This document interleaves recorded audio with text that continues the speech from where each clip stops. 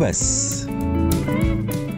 عمرك فكرت إن سر النجاح ممكن يكون في 3 كلمات بس؟ طب هما إيه؟ تخيل، صلي، وحقق.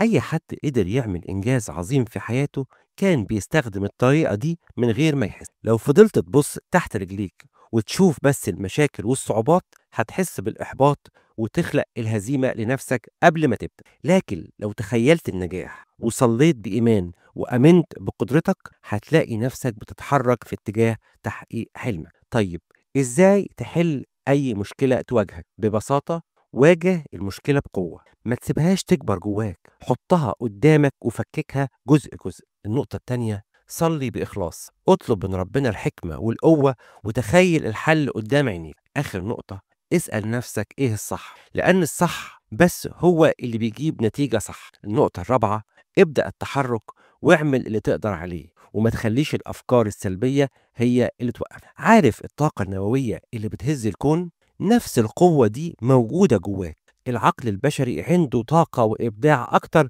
من أي حد يتخيل، لكن لو استخدمتها صح مستعين بقوة ربنا هتوصل لكل اللي بتحلم بيه. أنت تقدر تشكل حياتك زي ما تحب.